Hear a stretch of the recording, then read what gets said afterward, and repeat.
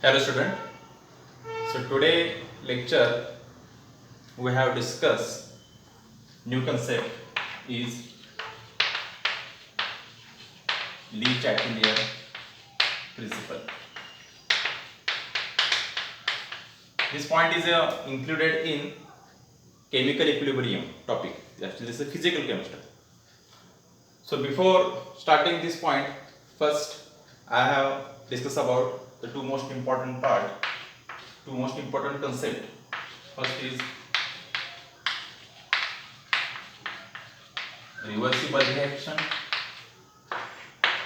and second is equilibrium. Actually this is the fundamental part of this Le Chatelier principle. So first, what is the meaning of reversible reaction? Reversible reaction means when in reaction reactant complete react to form the product, and again this product is reacted, reformed to form the reactant. Product content reacted, reformed to form reactant is called as a reversible reaction. Reversible reaction means reactant is converted into product and product is again converted into reactant. This is called as a reversible reaction. Actually this reversible reaction cannot be stopped. Why? Because this is a continuous reaction. Reactant, product to reactant. For example, suppose I have take preparation of ammonia. So how to prepare this ammonia? In the preparation of ammonia, you should be required nitrogen gas and hydrogen gas. Okay. When this nitrogen gas is react with hydrogen gas, then to form the ammonia gas. Actually, this is a reversible reaction. So in this case, first this nitrogen is reacted towards hydrogen. This two reactant is a chemical react to form the ammonia. Okay. But after some time, this ammonia is a decompose. Ammonia is a decompose and again reform reactant N2H2. Again this N2H2 react to form ammonia. Again this ammonia is decomposed to form the N2H2. Means in this reaction we cannot find out particular product because this is the reactant to product and product to reactant. This cycle is continuous.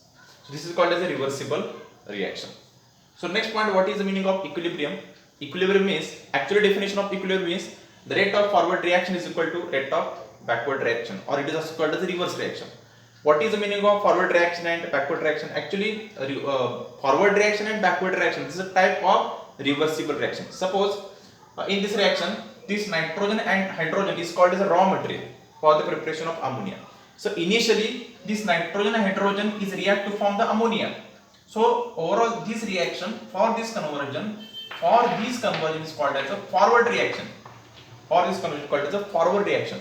And after some time this ammonia is decomposed to form the N2H2 again back to form the reactant from ammonia. So this is called as a backward reaction. It is also called as a reverse reaction. This is called as a reverse reaction. Means for the preparation of ammonia is called as a forward, and for the preparation of nitrogen and hydrogen is called as a backward.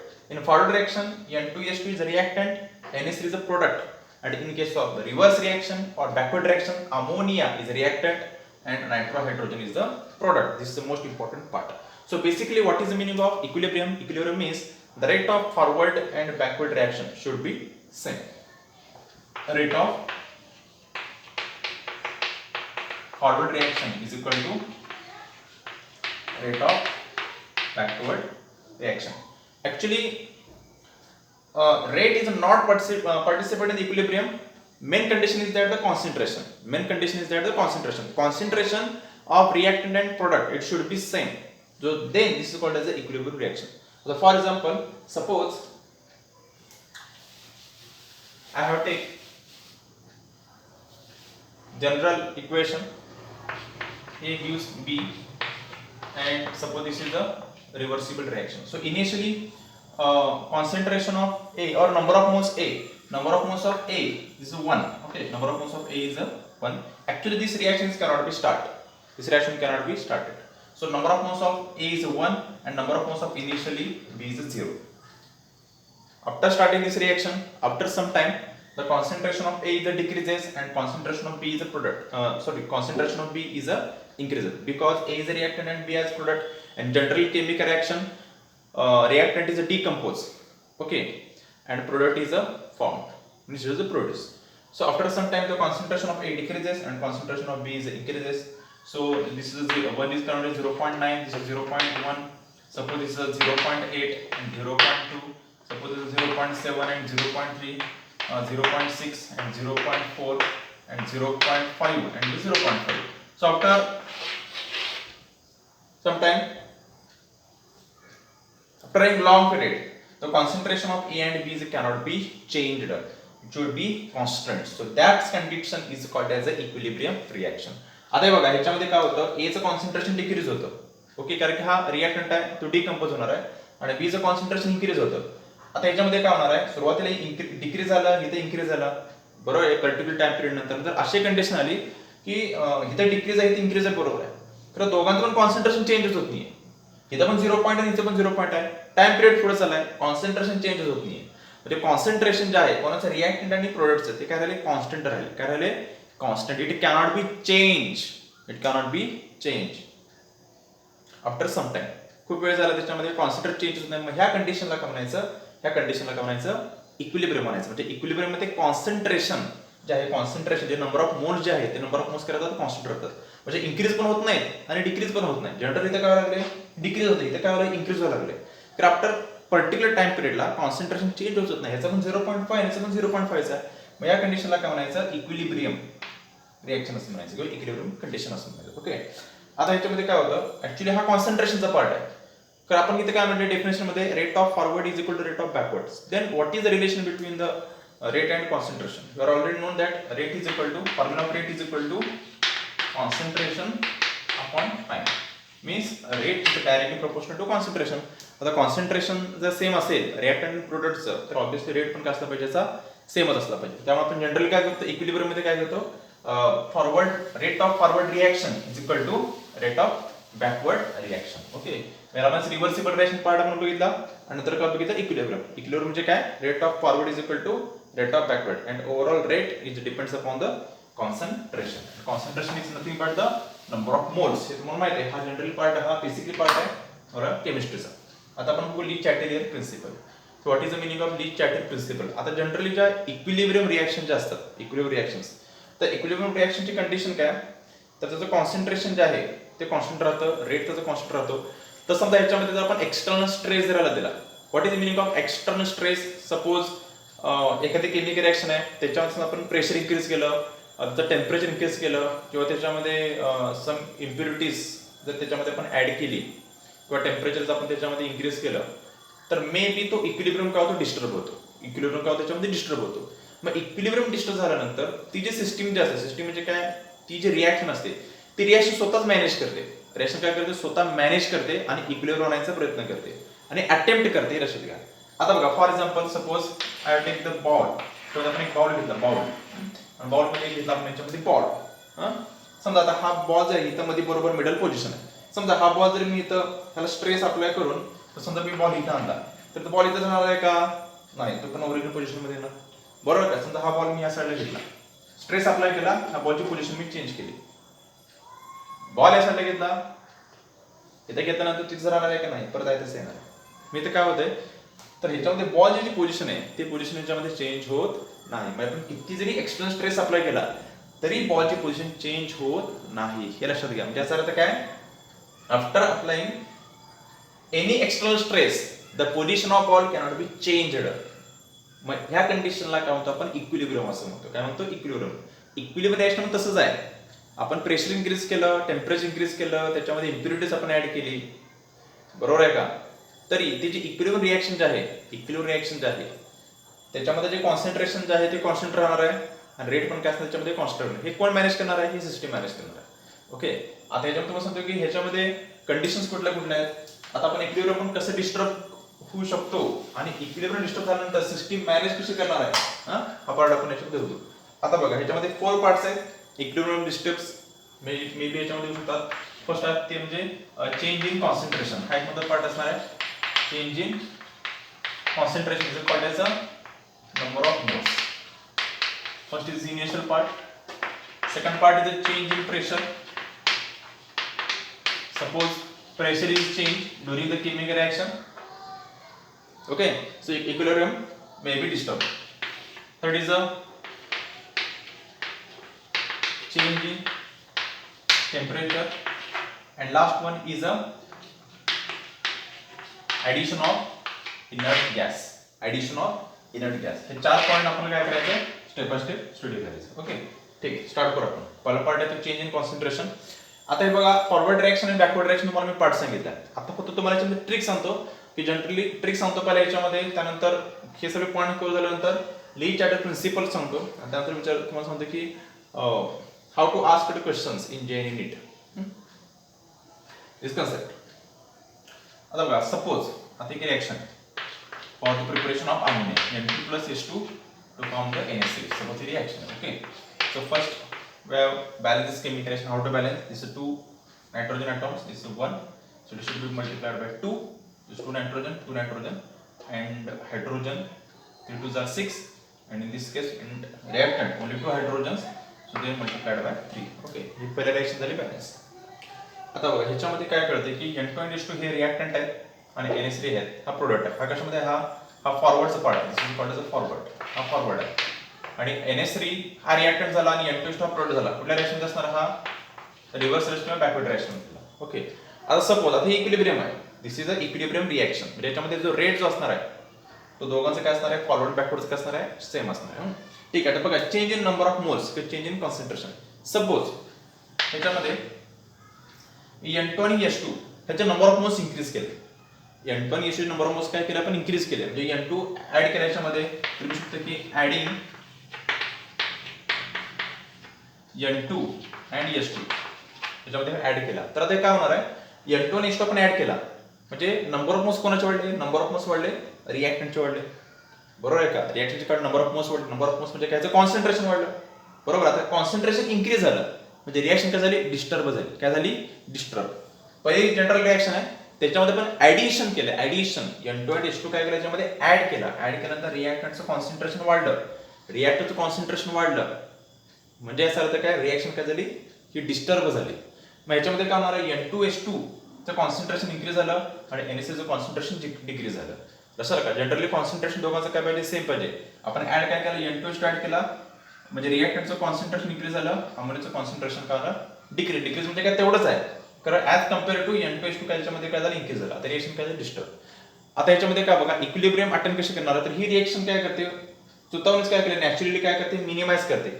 External stress आपण आपलं ऐकलं तर काय करते, minimise करते. म्हणजे काय होणार बघा, N2 H2 जो आपण ऍड केलाय तो N2 H2 ऍड केलेला जो आहे त्याचं कन्वर्जन कशामध्ये करणार, NH3 मध्ये करणार. म्हणजे N2 H2 जो ऍड केलेला आहे, बरोबर आहे का? कारण फॉरवर्ड मध्ये बघा, फॉरवर्ड मध्ये अमोनिया हा प्रोडक्ट आहे आणि N2 H2 हा रिएक्टंट आहे. ऍड कोण केला आपण, N2 H2 ऍड केलाय. मग काय केला, ऍड केलेला जो N2 H2 जो आहे तो रिएक्ट होईल आणि काय फॉर्म होईल, याच्यामध्ये प्रोडक्ट फॉर्म होईल. तर तुम्हाला काय मिळणार आहे, कॉन्सन्ट्रेशन जर रिएक्टंटचं वाढलं तर तुम्हाला काय मिळणार, अमोनिया मिळणार आहे. मग रिएक्शन कुठे जाणार, ही रिएक्शन जाणार फॉरवर्डला जाणार. This is a going to this forward reaction. कुठे जाणार, ही फॉरवर्डला. N2 H2 जर आपण ऍड केला तर रिएक्शन कुठे जाणार, फॉरवर्डला जाणार. बरोबर, ठीक. आता सपोज मी याच्यामध्ये अमोनियाचे नंबर ऑफ मोल्स ऍड केले. अमोनियाचे म्हणजे हे रिएक्शन आहे. ओके, हा कंटेनर आहे, त्या कंटेनर मध्ये ही रिएक्शन होते आणि त्याच्यामध्ये मी एक्स्ट्रा त्याच्यामध्ये ऍड केला मी अमोनिया. आता अमोनिया ऍड केल्यानंतर कोणाचे नंबर ऑफ मोल्स वाढणार आहे, NH3 नंबर ऑफ मोल्स वाढणार ऍक्च्युअली. सो हे गॅस आहे, आपण गॅस याच्यामध्ये पण गॅस आहे. समजा मी एक्स्ट्रा अमोनिया गॅस त्याच्यामध्ये प्रेशराइज केला, अमोनियाचे नंबर ऑफ मोल्स वाढले. आता अमोनियाचे नंबर ऑफ मोल्स वाढल्याचा अर्थ काय, त्याचं कॉन्सन्ट्रेशन वाढलं आणि याचं कॉन्सन्ट्रेशन कमी झालं. आता ह्याचं कॉन्सन्ट्रेशन वाढले, बरोबर आहे का? रिएक्शन काय झाली, डिस्टर्ब झाली. मग आता इक्विलिब्रियम मध्ये आणलं पाहिजे. मग इक्विलिब्रियम आपण आणणार आहे का, नाही, आपण फक्त नंबर ऑफ मोल्स अमोनियाचे ऍड केले. तर इक्विलिब्रियम कोण आणणार आहे, सिस्टीम आणणार. मग सिस्टीम काय करणार आहे, आपण एक्स्ट्रा ऍड केलेला जो अमोनिया आहे, एक्स्ट्राच्या मध्ये आपण ऍड केलेला जो अमोनिया आहे तो अमोनिया काय करणार, तो डिकम्पोज करणार. अमोनिया काय करणार, decompose. And this ammonia, extra ammonia is converted into N2 आणि H2. म्हणजे अमोनिया जो आहे तर एक्स्ट्रॅक्ट केलेला अमोनियाचं कन्वर्ट कसं होणार आहे, N2 आणि H2 मध्ये होणार. आता ही रिएक्शन कुठे जाणार, अमोनिया एक्स्ट्रा ऍड केलेला कन्वर्ट होतोय N2 आणि H2. म्हणजे अमोनियाचं कन्वर्जन कसं होतंय N2 आणि H2. म्हणजे कुठे रिएक्शन असणार आहे, obviously this is a backward reaction. ही कुठली असणार आहे, बॅकवर्ड रिएक्शन. सेकंड पॉइंट पडला, समजा मी घेतला ऍडिंग अमोनिया, ज्याच्यामध्ये आपण अमोनिया ऍड केला तर रिएक्शन कशी असणार आहे, रिएक्शन कशी असणार आहे, ही बॅकवर्ड रिएक्शन असणार. कशी असणार, ही बॅकवर्ड रिएक्शन असणार. ओके, थर्ड कंडिशन, सपोज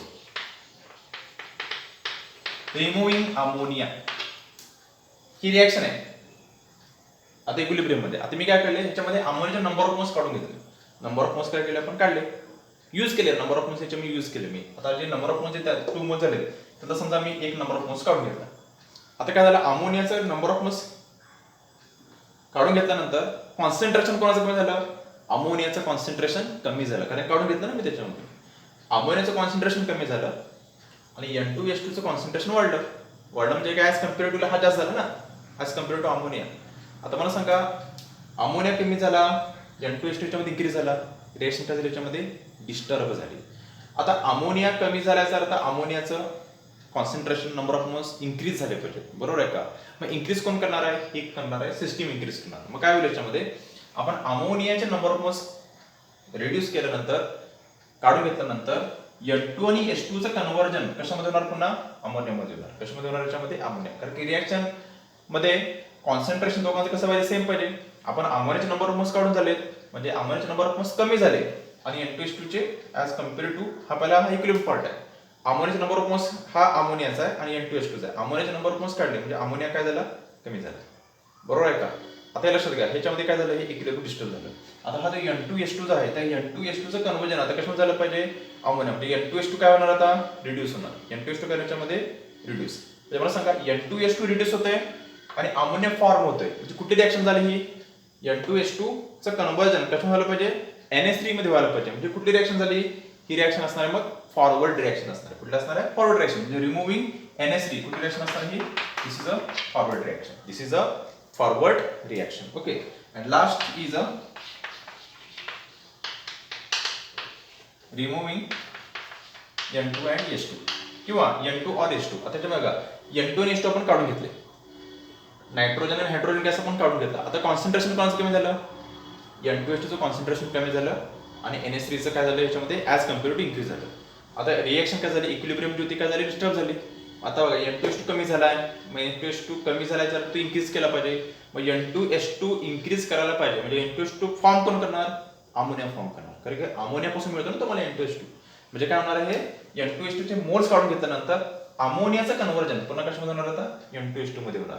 म्हणजे ही जी सिस्टीम जी आहे, ही जी रिएक्शन स्वतःहून काय करणार आहे, N2H2 स्वतः प्रोड्यूस करणार आहे. आपण N2H2 काढून घेतले, तर सिस्टीम जी आहे अमोनिया, ती काय करते, इक्विलिब्रियम फॉर्म व्हायचा प्रयत्न करते.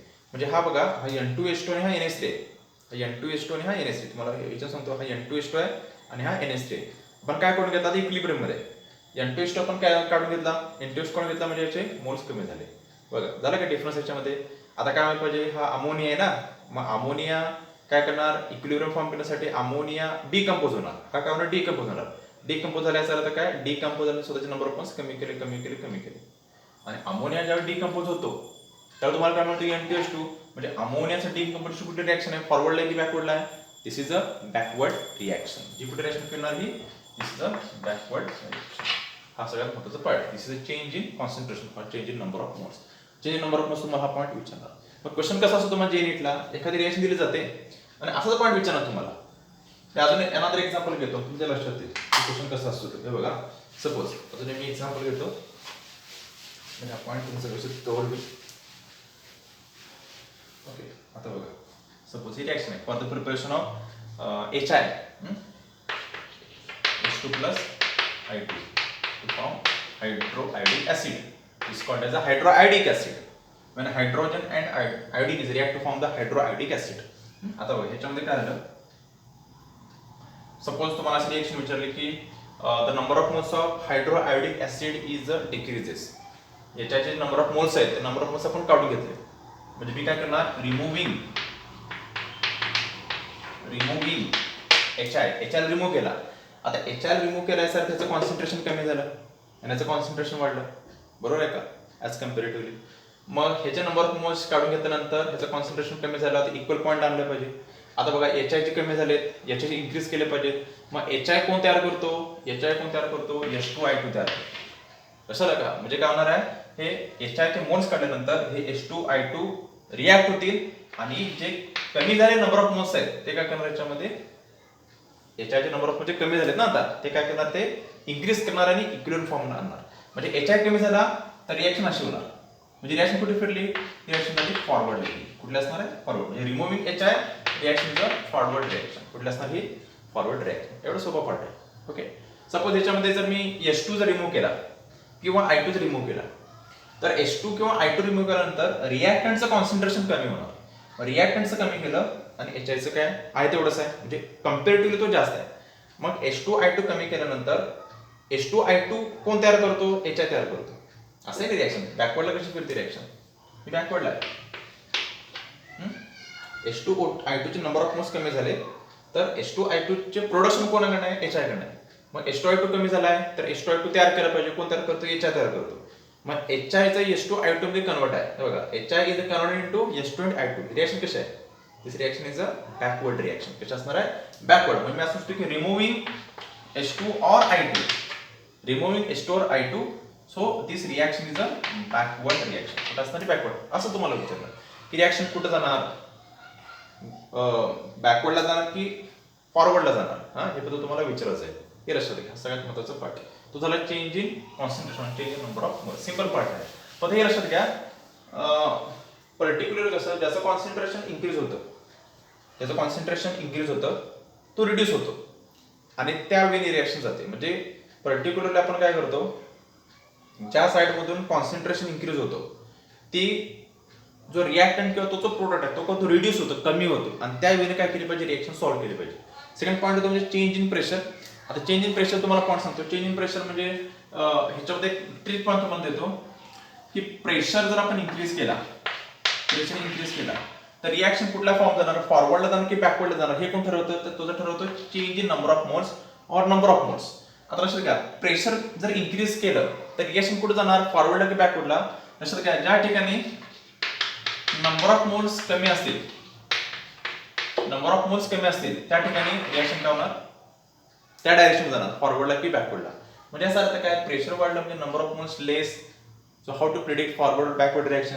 फॉर एक्झाम्पल, आता बघा, सपोज समजा ही रिॲक्शन आहे N2 plus S2 to form NH3. Suppose ही रिॲक्शन आहे, ही रिॲक्शन आपण बॅलन्स करून घेतली तर balance product. This is gas, this is gas, this is also gas. Okay, आता बघा नंबर ऑफ मोल्स बघू आपण घ्यायचे. इथे जर बघा रिॲक्शन बॅलन्स करायचं 3. ओके, इथं बघा, इथं नंबर ऑफ मोल्स किती आहेत, N2 चे नंबर ऑफ मोल्स 1, स्टॅचिओमेट्री आहे नंबर ऑफ मोल्स 1 आणि ह्याचे 4, इथं 4 आहेत नंबर ऑफ मोल्स. याचे नंबर ऑफ मोल्स किती आहेत, ह्याच्यामध्ये 2 आहेत नंबर ऑफ मोल्स. आता बघा, प्रेशर जर आपण इन्क्रीज केलं तर रिॲक्शन कुठल्या फॉर्मला जाणार, बघा ही असणार, this is a forward reaction and this is a backward reaction. If pressure increases, the reaction going towards,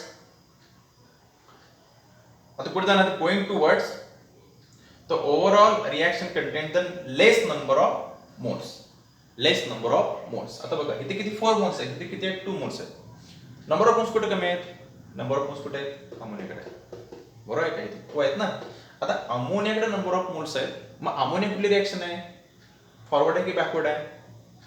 अमोनियाचं production जे आहे ते कुठे आहे, फॉरवर्ड आहे की बॅकवर्ड आहे, तर ती फॉरवर्ड रिॲक्शन आहे. लक्षात का, म्हणजे ह्या कंडिशनला जर इथं आपण ह्या रिॲक्शन मध्ये, ह्या ओव्हरऑल रिॲक्शन मध्ये जर आपण प्रेशर इन्क्रीज केलं, प्रेशर जर इन्क्रीज केलं, प्रेशर इन्क्रीज केल्यास अर्थ रिॲक्शन डिस्टर्ब होणार नाही, इक्विलिब्रियम आहे. आता प्रेशर आपण इन्क्रीज केलं, रिॲक्शन करणं डिस्टर्ब, मग रिॲक्शन डिस्टर्ब झाली, कुठे जाणार, फॉरवर्ड की बॅकवर्डला जाणार, इक्विलिब्रियम फॉर्म करण्यासाठी. तर जिथं नंबर ऑफ मोल्स कमी आहेत त्या साईडला रिॲक्शन जाते. नंबर ऑफ मोल्स कुठे कमी आहेत, अमोनियाकडे. प्रेशर इन्क्रीज केलं तर रिॲक्शन कुठे जाणार, ही फॉरवर्ड जाणार, ही फॉरवर्ड.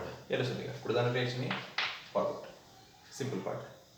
सपोज जर तुम्हाला अशी रिॲक्शन दिली जाते, हीच रिॲक्शन मी काय करतो, रिव्हर्स मध्ये लिहितो. म्हणजे कसं लिहिणार, 2NH3 to form N2 plus S2. तर बॅलन्स करून घेऊ आपण, 2 3. आता ही रिॲक्शन दिसली, सपोज ही रिॲक्शन मध्ये दिली, तुम्ही सांगितलं ह्या रिॲक्शनचा आपण प्रेशर इन्क्रीज केलं, प्रेशर इन्क्रीज केला, रिॲक्शन कुठे जाणार. नंबर ऑफ मोल्स बघा कुठे आहेत, इथे नंबर ऑफ मोल्स किती आहेत, तर 2 आहेत आणि इथे किती आहेत, 4 आहेत.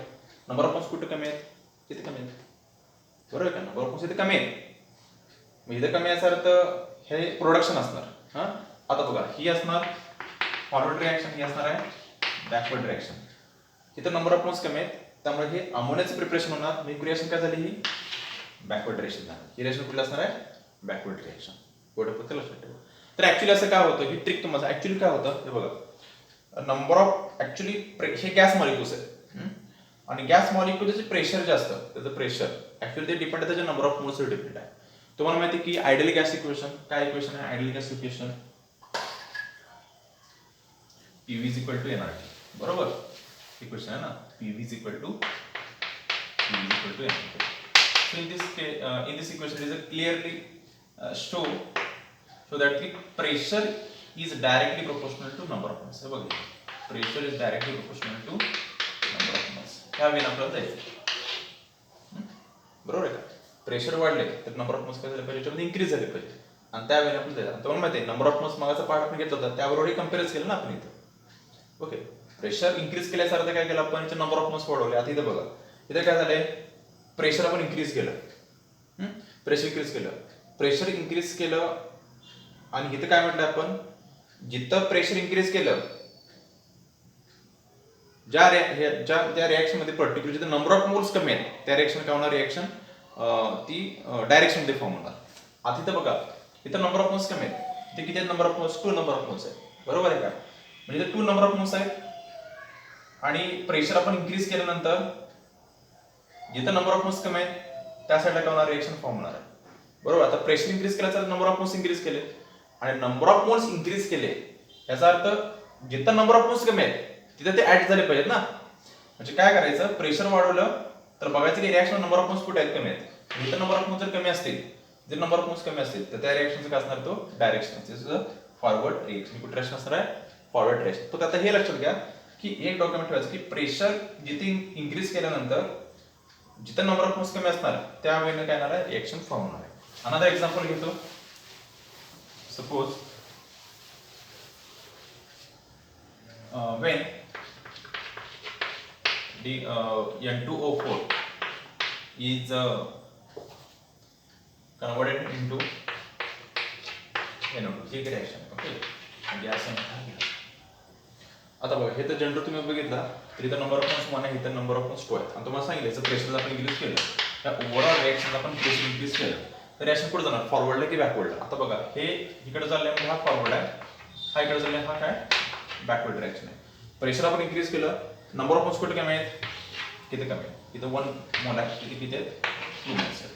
आता जिथं प्रेशर आपण प्रेशर इन्क्रीज केलं, नंबर ऑफ मोल्स कुठे कमी आहे तिथं आहे, म्हणजे ह्याचं प्रोडक्शन कसं का, ज्याचे नंबर ऑफ मोल्स कमी आहे त्याचं प्रोडक्शन पाहिजे. म्हणजे ह्याचं प्रोडक्शन म्हणजे कुठली रिएक्शन असणार आहे, ह्याचं प्रोडक्शन म्हणजे हा प्रोडक्ट आहे ना, ह्याचं प्रोडक्शन कुठली रिएक्शन आहे, हे असणार आहे बॅकवर्ड रिएक्शन. कुठली रिएक्शन जाणार, ही बॅकवर्ड रिएक्शन जाणार, तो असणार चेंज इन प्रेशर.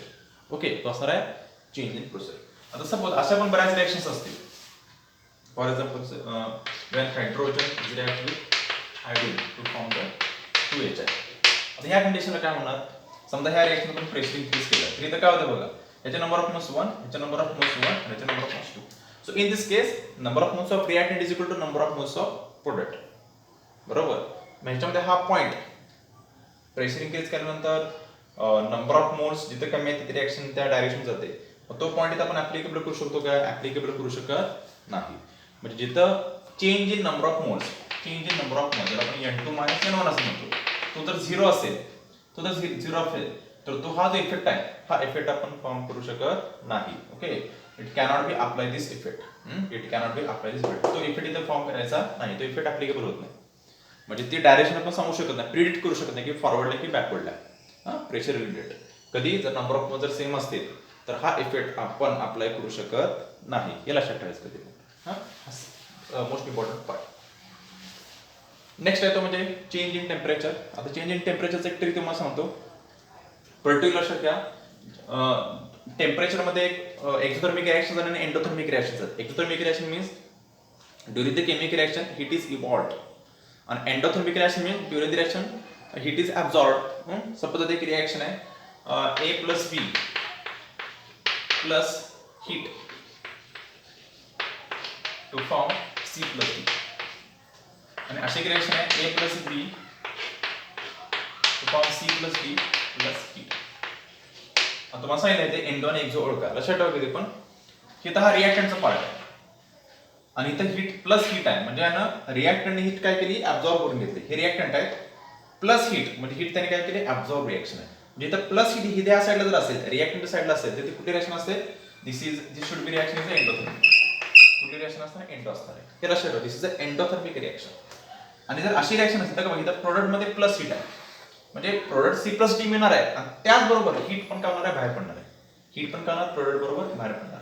हीट जर इव्हॉल्व झाली तर ही कुठली रिएक्शन असणार, एक्झो. हे पहिला लक्षात घ्या, हे पॉईंट पहिला लक्षात घ्या. प्लस हीट जर इथं असेल तर ही असणार एंडो आणि असणार याच्यामध्ये एक्झो. बऱ्याच रिएक्शन मध्ये काय करतात, ह्या हीटच्या ऐवजी म्हणजे ए प्लस बी गिव्ह सी प्लस डी आणि याच्यामध्ये जो डेल्टा एक जो असतो तो आपल्याला पॉझिटिव्ह दाखवतात. असं पण दिलं तरी चालेल. हा जो प्लस हीट जो आहे ते तर पॉझिटिव्ह दाखवतात, म्हणजे प्लस डेल्टा एच म्हणजे एंडोथर्मिक रिएक्शन. आणि बऱ्याच रिएक्शन मध्ये हीट जे असते, हीट इथं आपण प्लस हीट केले त्याच्यामध्ये डेल्टा एच काय दाखवतात, निगेटिव्ह दाखवतात. हे तुम्हाला माहिती आहे, sign convention is the most important part of thermodynamics. Plus delta V means endothermic reaction and minus delta V means delta is negative means this is a exothermic reaction. पण ते लक्षात घ्या, चेंज इन टेम्परेचर मध्ये काय लक्षात ठेवायचं की ज्या साईडला ऍब्सॉर्प्शन होणार आहे, ऍब्सॉर्प्शन होणार आहे, ऍब्सॉर्प्शन त्या साईडला काय असणार आहे, डायरेक्शन असणार आहे. त्या साईडला काय असणार आहे, रिएक्शनची डायरेक्शन. म्हणजे ऍब्सॉर्प्शन कुठं होणार ते तुमचं ठरवणार की कुठली रिएक्शन चा वे आहे, फॉरवर्ड डायरेक्शन और बॅकवर्ड डायरेक्शन. तर सपोज मी एक रिएक्शन याच्यामध्ये घेतो.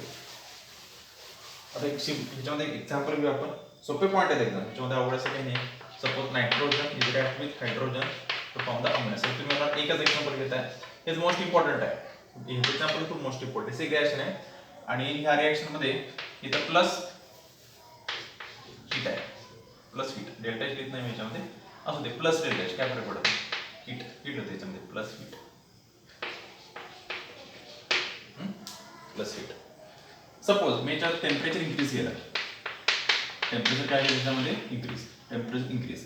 मग तुम्हाला विचारलं, एक रिएक्शन तुम्हाला दिले, असे टाईपचे क्वेश्चन असतात बघा जे नीटला, की तुम्हाला रिएक्शन देणार आणि तुम्हाला टेम्परेचर इन्क्रीजेस, टेम्परेचर इन्क्रीज केलं, ह्या रिएक्शन टेम्परेचर इन्क्रीज केलं. टेम्परेचर इन्क्रीज केलं मीन्स रिएक्शन काय होण्याच्या डिस्टर्ब होणार. आता डिस्टर्ब झाली म्हणजे एक तर ते फॉरवर्डला जाणार मिनिमाइज करण्यासाठी.